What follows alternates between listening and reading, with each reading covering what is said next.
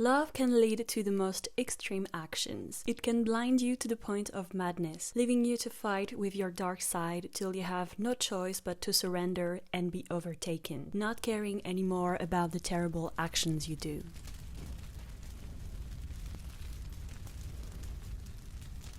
Have you ever lost your mind, lying to yourself, saying it was fine because the desire of getting what you wanted was stronger than anything else, stronger than your will to resist? The Crimson Queen has faced this path, and her story details the sinuous way her psyche has lost itself along her journey of mad love.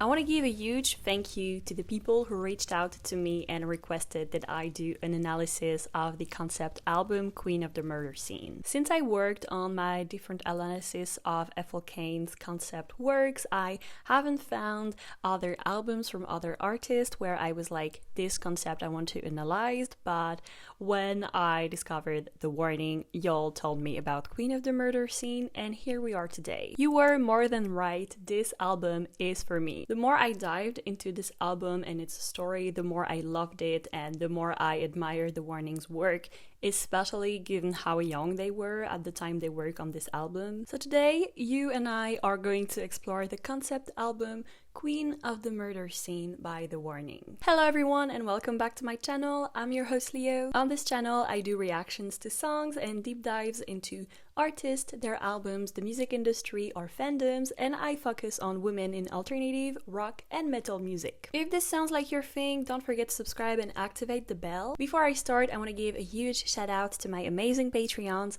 Thank you so much for supporting what I do. Before I start, I also wanted to share with you, the fans of The Warning, that I originally didn't find tickets to go to Hellfest and see them live there, but I asked for a media accreditation and I got it, so I will be able to go and vlog my experience, so watch out for that in the month of June. Also, I'm going to buy the additional equipment I will need to film content there thanks to the money of my Patreons, so you rock! Thank you so much. Let's get started now. The story we were about to follow today is the story of the Queen of Love who lost her mind and became a psychotic murderer following an unreciprocated love. As The Warning expressed when they released the album, they left the story vague enough for us to put our own interpretation. In this video, I will try to stick as close as I can to the story told by the lyrics, but of course I will input some small details about like my very own interpretation. So if you have a bit of a different interpretation, let me know in the comments. I will be very happy to read different people's perspective on this. What I love about this album is that it is divided in 4 chapters and 1 prologue before all of that, and I find it very cool because it really gives you a very strong storytelling from the get-go. Of course, if you listen to the album and you don't know that you have chapters, it is okay, you can still listen and you will have a good idea of what's happening, but I really loved that they put kind of a stricter formula to the story because it really plays like a theater play or as like a book, and I personally really appreciate that. Before going into the details of the songs, I wanted to comment a little on the cover of the album because it really gives us a lot of insights and honestly it tells you the whole story. It is inspired by Little Red Riding Hood, so you have this seemingly young girl who has this red riding hood and her shadow is one of a scary wolf. The little girl seems scared. It's funny because she looks worried of something that is seemingly in front of her, but actually what is happening that is scary is going on in her mind, and it is reflected by the shadow. Like, the scary thing on this cover is actually her. I thought it was cool to give this callback to Little Red Riding Hood because I think it's a story that warns you that you shouldn't take what you see at face value, and in French we say l'habit ne fait pas le moine, so like the appearance doesn't make the person. And also the color red symbolizes violence, anger, but also passion and passionate love, which are all super relevant to the story, so I really like this album cover. I also appreciate the somewhat innocent or almost childlike style of the illustration, because I think it's on brand with the fact that they were quite young back then, and I think it's nice, that it was very close to what they were. Now let's dive in. The story we are following opens with the song Dust to Dust. It serves as a prologue to the story, giving us warnings and letting the story come back to a loop, as we will see when we analyze the last song. And in it, the narrator, the queen, welcomes us into her story, but we don't know that she's actually already dead. Come on in, walk this way. Look what I have prepared to show you. Let me show you how things can quickly unfold. In the end, everything just turns back into dust. Our bones will rust and we shall start again. We are literally welcomed into the narrative by the storyteller, and she tells us from the get-go that what we are about to witness is inevitable and that the story is a loop that keeps on going. At some point in the song, you have a part that is sung/spoken by a priest, and it is spoken in Spanish, which is their mother tongue. And I'm going to read a translation in English because I can't speak Spanish. He says, "Brother, salvation is something that is earned. Let go of your hand of resentment and awaken to a new light within you, even if your brothers try to plunge you into darkness." Very interesting, right? Because this is kind of a dooming warning. And this warning is sung to us, the listeners, but we understand that this is actually for the queen. Don't listen to those who try to plunge you into darkness and take advantage of your weaknesses. The dichotomy between light and darkness is introduced here,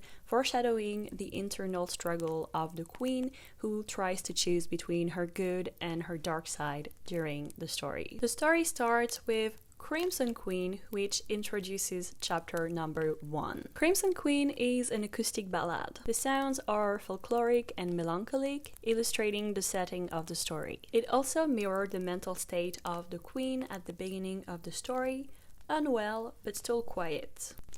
There is something that you make me feel. Can't put my finger on it. That feeling leaves me trembling. I don't know what it is that you do. Makes a spark, but doesn't stop the conundrum in my heart.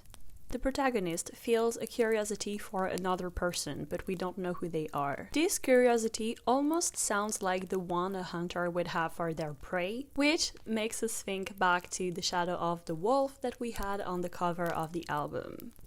I know love shows in mysterious ways. Still, my screaming makes no sound, just silence at the roundabout. Yet, there is no rose about its thorn. Prickled fingers are just part of the ways into the heart.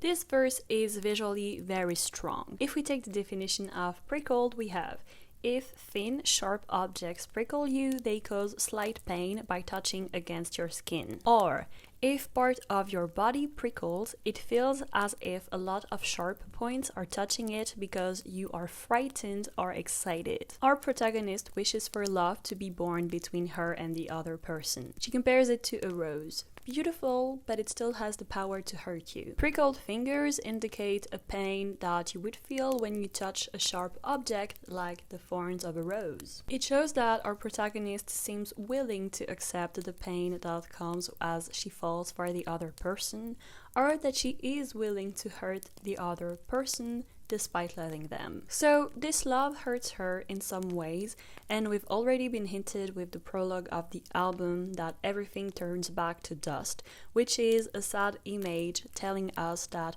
whatever is about to happen is not going to end well. I can't always be there to stop all the bleeding. Your words are misleading. There's more to it than just wishing to be found. Here the chorus is enlightening us on the meaning of the second verse. She's constructing an image in our mind of this other person, and we understand that the perception of them that she is sharing with us is layered by her flawed perception. We kind of have this question here: does she wish to be found by them, or is she thinking that they wish to tell her that they want to be found? 'Cause you are my fantasy. I don't know what that means, but I know that you bemuse my soul. I found this phrasing super interesting because bemuse my soul is kind of like a crazy way to say that you are infatuated with someone, in my opinion. So we kind of have another hint that we are dealing with an unstable character. I don't know the meaning of that glance. The way that it seems to dance always leaves me in a trance. What's the reason for that smile you wear? Wishing that it was for me never made me feel so weak. Our narrator is puzzled and is trying to interpret the actions of the person they have fallen for. A trance is a temporary mental condition in which someone is not completely conscious or not completely in control of themselves, which foreshadows future steps of the story. So here's to loving you. Raise the glass in front of you. Drink for me. I'll be your crimson queen. Crimson is one of the words that can describe a shade of red. If we take the definition of or relating to blood, sanguinary, also suffused with blood or blushing. And here we wonder, is this what she thinks she has to become to be noticed by this other person? And again, this foreshadows the next steps of the story as she invites the man she obsesses over to celebrate with her. The next part of the first chapter is the song The crush the queen has grows. The story starts to intensify, and the music mirrors that. Is an energetic rock song, the verse and chorus run fast, and there's a feeling of urgency. The song to me almost feels like the part of a manic episode where you feel like you are unstoppable and on top of the world. In this song, we follow her as she attempts to stay sane, but we clearly see that she's descending into madness and that it scares her. There's so much more to this than that. Suppress the feelings, bite them back. Here we're told that this infatuation narrative is much more than its appearance lets us believe. It's not just a crush story. Behind the crush was a door waiting to be opened, a door towards madness that bursted the second the queen let her guard down, weakened by the feelings that she developed. And making her feelings go might be the only way to close this door. Now I am trapped within, slowly sinking in. Waves of never-ending terror stay forever. I am afraid to see what's become of me. The rope I'm walking on gets tighter. Cross the fire. The queen realizes that her dark side is closing in on herself and that she is changing, which scares her, but she won't face it. With this last line, the rope I'm walking on gets tighter, we understand that she has less and less margin to change. Save me, 'cause I'm falling down. We are so far from the ground. I don't want to understand. I just want to hold your hand. The queen wishes for external saving. Between the rope and the images of the chorus, we can visualize a character who's far up, feeling stuck and scared, but wanting to ignore these uneasy feelings, focusing on their obsession for this other character. The queen is feeling washed away by these urgent feelings, and she wishes that they could be something simple. Hold your hand. A simple love story would be what she wants, but she is losing it. She is spiraling, and this simplicity will never happen. Which calls back to the first words of the song, suppress the feelings, bite them back. Become obsessed with what's destroyed. Break all the walls to fill the void. Here she breaks down her last barriers. This is not real, and what I feel is only making me reveal what it will take to make me break once and for all. She sees the next steps of the story unfold, and like a self-fulfilling prophecy, she knows that she is going to lose it. It's going to happen. The song ends with 1 minute and 8 seconds of instrumental outro, and we have the intense rock theme that fades into a piano that resonates alone, like a somber omen, which musically makes a perfect transition to the next song and the end of chapter 1, The One. After the intense high of a manic episode, the descent starts. The One is a calmer song, but it still has a pleading intensity. It feels like the queen is on her knees begging for her feelings to be reciprocated, which would be the only thing that might satisfy her appetite for the other person and thus calm her burning and somber desires. The crush turns into an obsession. The feelings she has are too intense and overpower her. I'll do anything to make it happen. Tell me your secrets. What are you hiding? Remember me as I was before. Here she is admitting that she's willing to do anything to get their love. Maybe she understands that this version of herself is too intense, as she wishes the other person would see her as she was before she became this obsessive version of herself. It is something that I have decided. Even if my intent is misguided, don't want to be. Never mind me. For the first time here, the queen questions the thoughts that emerge in her head as the result of developing strong feelings. Is it her? Is she the one in control? Can you explain to me what's this feeling? Love it or hate it, it's never leaving. Want to believe that you feel it too. Here I'm wondering if she's not actually addressing her dark side instead of the other person. She is asking for clarity to the only voice that might guide her, even if it might guide her in the dark. My heart is true. It beats for you. But does it matter that her heart beats for them when they've never asked for it? This type of thought cycles is really common in the story of unreciprocated love. Always staring from afar, fantasizing that something might happen. Always wishing that I was the one. Again, this wording to me sounds like she is a predator. Her infatuation is just wishful thinking, which is losing her. Give me something I can feel. I'm too afraid to ask. What is it I need to change for you to love me back? She is not willing to talk to them, but she's willing to do atrocious actions to satisfy her hunger for this person. Is it all in my head? Yes! Big time! Big time! Yes.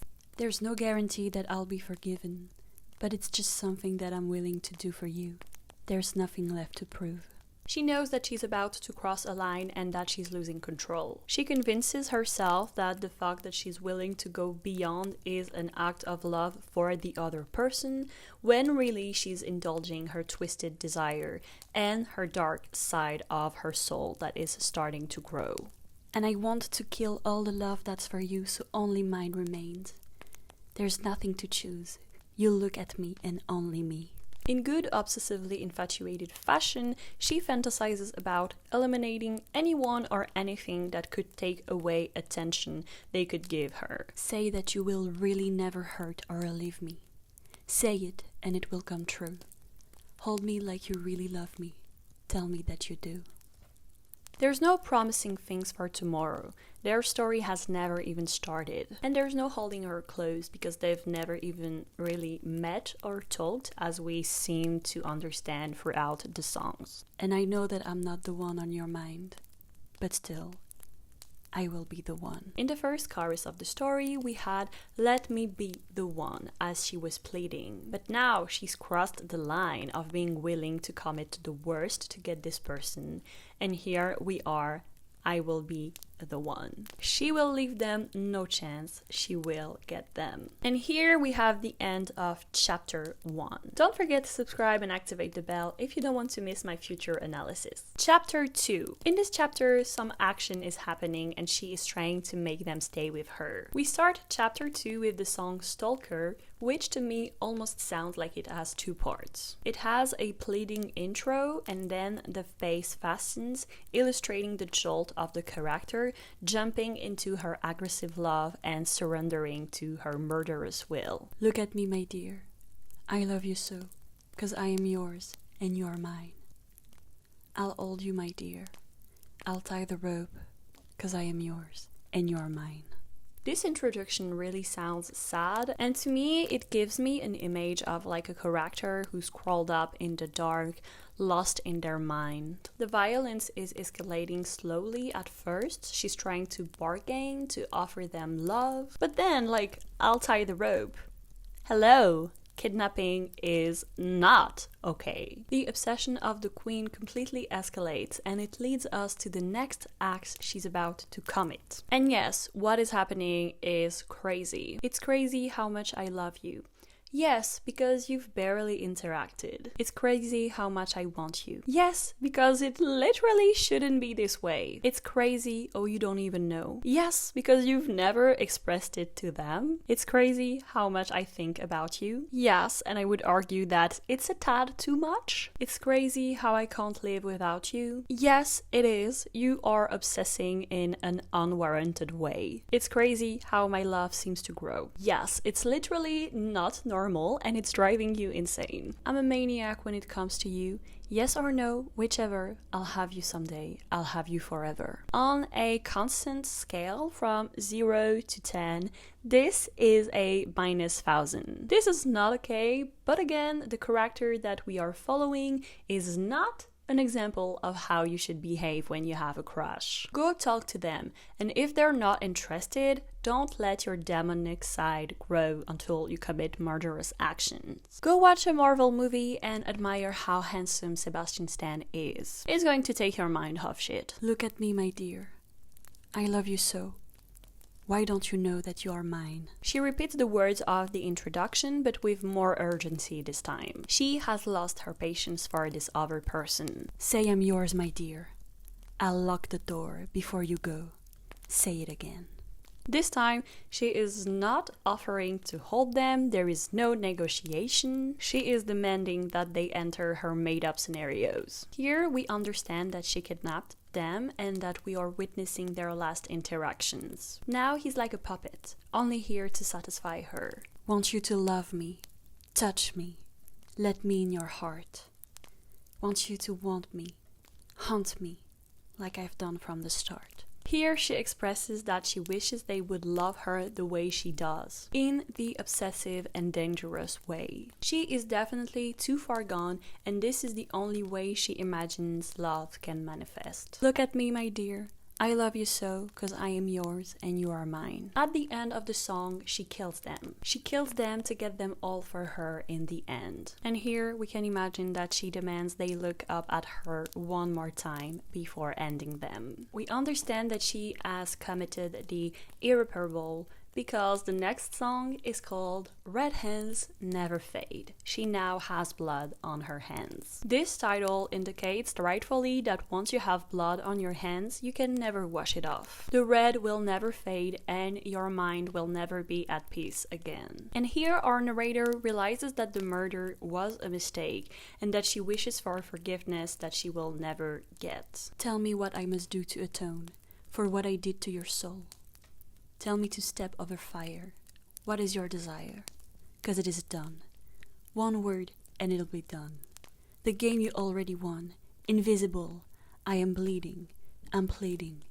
Listen to me. Being willing to go above and beyond now is pointless. The only action that could have mattered would have been taking a step back when it was still time. This intro lets us picture the madness of the character. What game did the other person actually win when they lost everything? They lost their life. The character is stuck in her pain and her guilt, and she is resenting this other person she loved in a way. Almost trying to insinuate that it is their fault for causing her to fall for them. I know that it was just a mistake, but you don't forgive and you don't forget. The queen seems to be greatly minimizing her actions here, because just a mistake when she has been pursuing them, kidnapping them, and murdering them, that's an understatement. And no matter how you undermine what happened, you can't run from your actions. To tell you, to tell me, to tell you that it's all right. When we take another step closer to our demise. To tell you, to tell me, to tell you that it's all right. But we know it ain't, 'cause red hands never fade.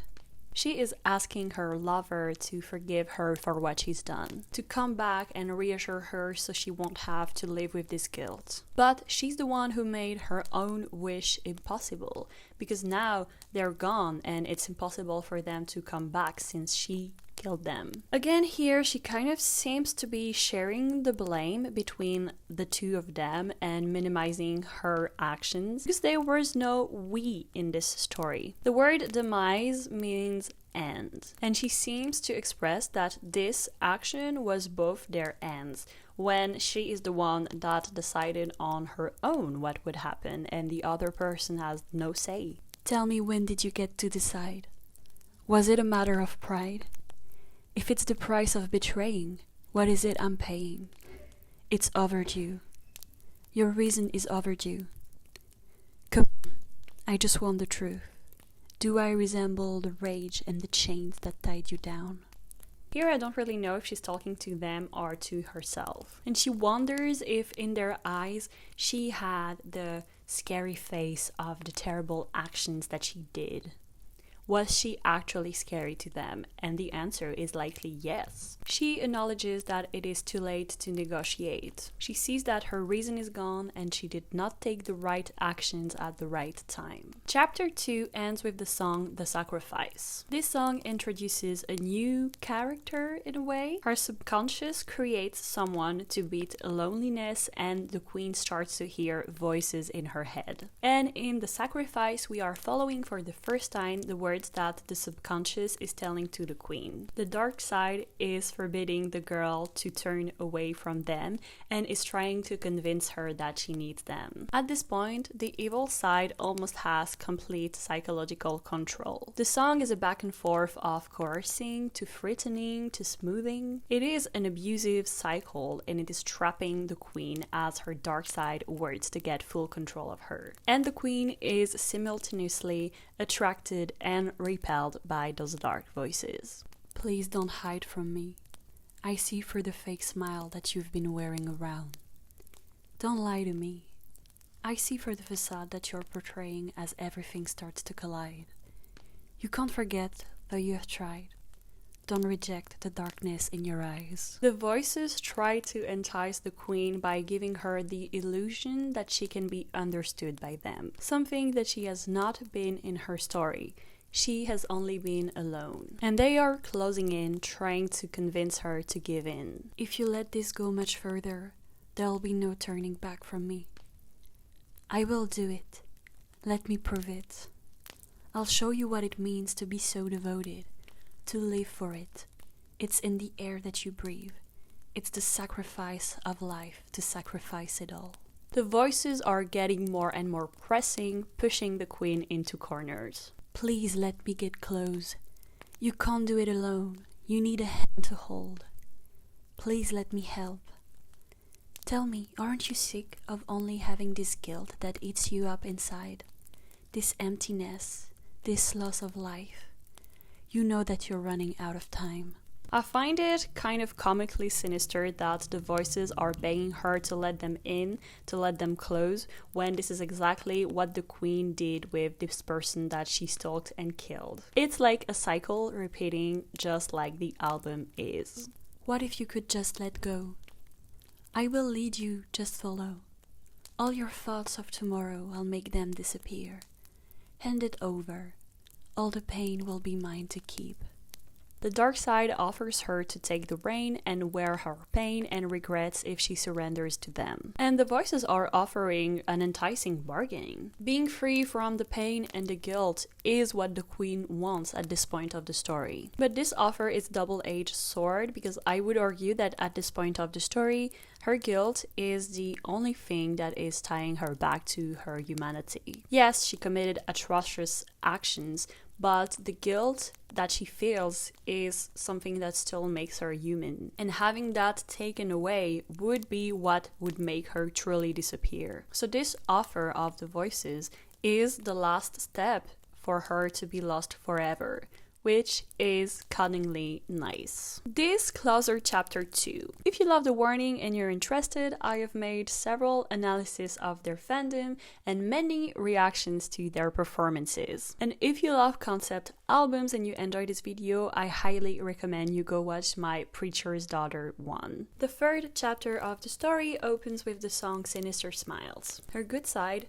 embodied by Paulina's singing, and her dark side, embodied by Danny's singing, are arguing. Hey little girl, there's something you don't know. You have nothing left but this body you control. I'd walk away, but before I could start, sinister smiles shut me up and they opened up their mouth to say, break, just break apart. The good side understand that the queen is just an empty shell now, and they don't have much time before completely losing themselves. The good side tries to fight. Hey, little girl, do you feel satisfied? Have you quenched the hunger that was still dormant inside? Trust me when I say I won't let you get hurt. But if I am to burn, then you will never get to walk away from all the horrors and the pain that moves us forward. You have just found out what it is like to live a lie. The dark side is convincing. It tries to show the girl that she has more hunger for dark acts and that surrendering would be the only way to satisfy this hunger. It tells her that she can't live without it if she doesn't want to completely drown in the sadness. During the whole song, the dark side looms over like a Damocles sword, waiting for the girl to break and take the reins. You'll never admit you were born to be a pawn, an innocent sinner, a guilty saint above all. I'm not a fool. There's nothing left for me. Do what they say or else there will be hell to pay the price and grab the dagger, cut through the skin and stain the water. And for what it's worth, you'll never leave until you die. The dark side tries to redeem the image of the girl. In her monstrous acts, she still has innocence. In her desire to be pardoned, she still has some light. But the good side also knows that it has lost and it surrenders. It advises the girl to kill herself as it is the only possible path now to escape the dark side and its hunger. The suicidal act has begun. 'Cause I got both hands tied up, held hostage by the whispers that destroy my hands, your blood. Won't let you win, but darling, you can barely take much more. The dark side knows it's close to winning. It's only a matter of seconds before the girl breaks like it wanted. We follow to the song Dull Knives Cut Better, where the dark and the good side keep fighting. And here, the queen is completely losing control. The rush that's in my veins, I can't control it. Tell me why. This voice that's in my head is getting stronger. Tell me how. The aching in my bones is taking over. Tell me why. My blood ain't spilling red, I'm freaking out. We are hanging in the moment where the character is bleeding out. The good side doesn't want to live with all this anymore. 'Cause I found out dull knives cut better. Choke on all my scarlet letters. Don't know what I'm feeling anymore. Actually, a dull knife doesn't cut better, especially if you want to commit suicide. They would be a good option though to in-self oneself pain. So we understand here that the queen is hurting herself. The truth sinks deeper, slipping through my fingers. Tell me why. Pain's ripping up my skin. Can't take it back now. Tell me how. Am I supposed to understand? Oh, help me. Tell me why I have to live like this. Can't save me now. This verse to me reads like the good side is dying and screaming as it disappears. The dull knives worked to hurt but not to kill. Was it the dark side misleading the good side, telling them to use dull knives to commit the act it couldn't stop, as it knew the suicide would fail, leaving them triumphant in the psyche of the queen? Needles piercing through my brain, slowly increasing the pain. I'm plucking roses but keeping the thorns. Only the dark side stays after her actions. She surrendered. The dark side won in the end. Taken over by the voices, she becomes the queen of the murder scene and finally accepts her title. Which leads us to the song Queen of the Murder Scene. This is sung from the point of view of the dark side that is claiming its victory. You don't really want to be like me. A false pretension of being complete. You don't really want to understand what it's like to have blood on your hands. Here, the dark side dismisses the young girl, pushing her further into the background of her psyche and gladly taking the reins. You don't deserve the throne. The crown is mine, and I really don't plan to resign. You don't really want to lose the fear. Dare to try, and then suffer, my dear. The dark side is triumphant, and it is giving a warning to the girl. Don't she try to find back the courage to fight, because she will be punished. And I don't want to destroy you. Open your eyes, because you can't even see the fact that I just can't be controlled by anything. But let's see you try. We have these parts repeating in the song with the word kill in Japanese being said over and over. Kolosu, bolosu. I hope I'm pronouncing that right. The word is sung again and again. It spirals in the mind, wanting to go into a killing mania. This is what the dark side wants to use the body of the queen for, a vessel to kill.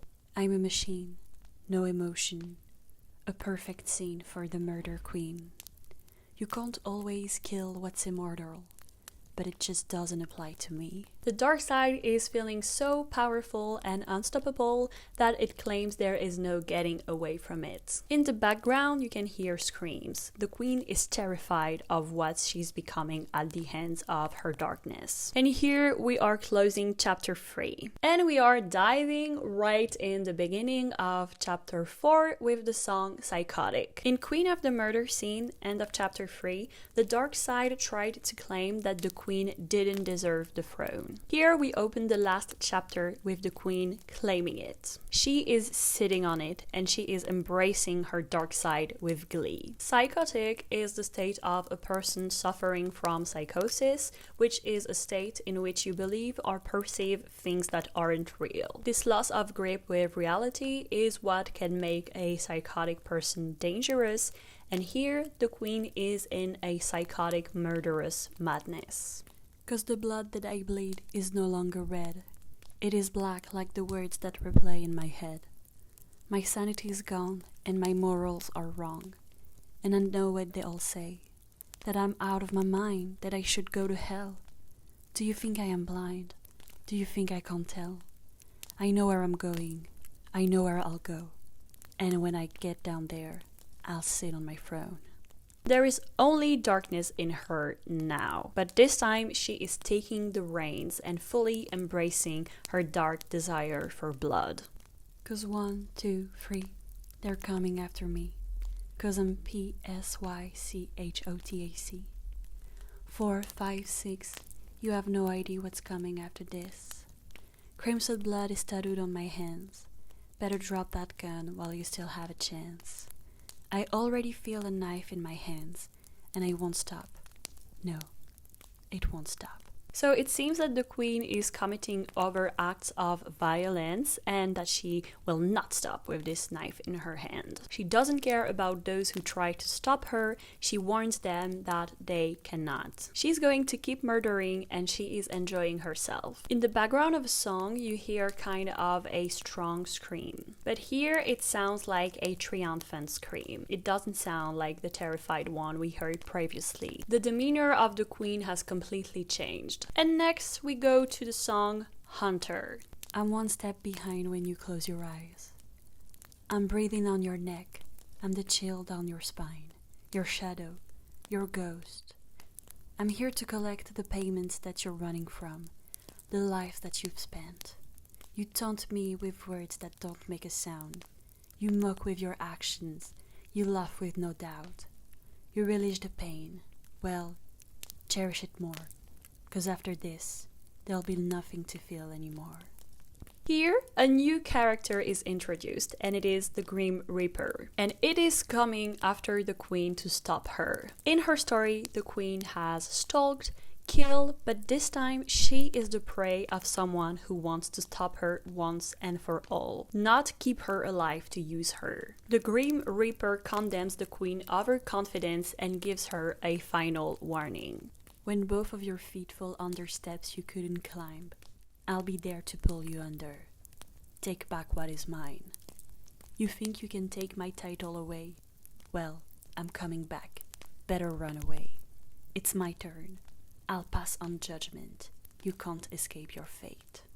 The Grim Reaper should be the one who decides when people die, and it doesn't like that the Queen gave herself this power. This over-ambition of her and her murders are what made the Grim Reaper notice her. There is no reasoning the Queen at this point of the story. The only thing left to do is chasing her to kill her. I'm right at your door and I'm counting to 3. Don't need no permission to take you with me. You went through hell. You'll go through it again. It's not a question of why, it's a question of when.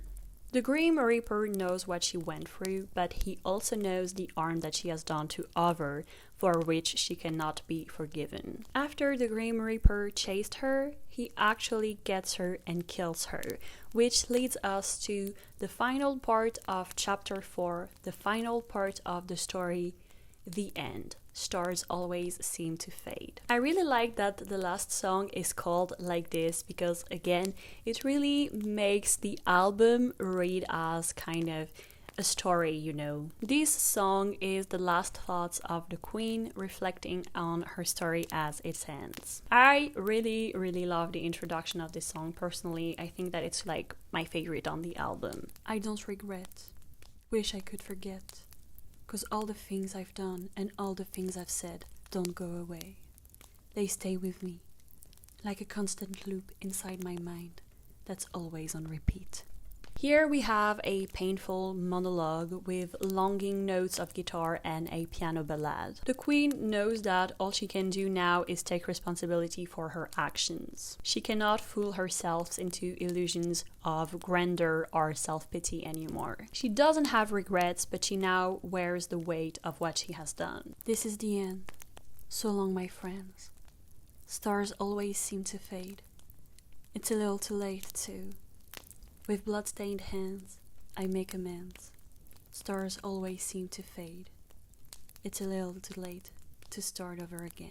The Queen is saying goodbye to us, the people who witnessed her story. Beautiful things never last, and they seem to fade much faster than darkness. To make amends means to right your wrongs, and she perceives the acceptance of her death as her last good action. They'll never know, 'cause I'll never say anything about the memories that live inside my head. They stay with me. They don't go away. They haunt me every night while I'm lying in my bed. She was haunted, but in the end she doesn't regret anything because she believes that she did it for love. The song ends with the words "start again." The Queen is inviting us to go through her story one more time by starting the album again. We went through the whole loop of the story. All we have to do now is go back to dust. Because indeed, despite everything that she's done, despite all her terrible acts, everything just finishes in dust in the end. Did anything really matter? I think it did, but it is up to you to answer this question. And here, my friends, we explored the story of the Queen of the Murder Scene. Again, I find this body of work and its story very good and satisfying to explore. The storytelling is complete and beautifully illustrated by the music. Please let me know your thoughts on this album. I know it came out a while ago, but still. I've been listening to it on repeat for the last weeks to prepare for this video, so I really want to know what people think. Like, The Warning changed a lot and they definitely became even better musicians now, but they were already super good and I think this album is an amazing standalone. If you had a good time watching this video, please like it and share it with a friend. If you want to support my work and have access to extra reactions, you can go subscribe to my Patreon. This goes a long way and I appreciate it a lot. But of course, only subscribe to my Patreon if you have extra cash to spare. Don't do it if you are financially tight. Don't forget to subscribe and activate the bell if you don't want to miss any of my future analysis or reactions. I was your host, Leo. This was my analysis of the album Queen of the Murder Scene by The Warning, and I will see you very soon. Bye!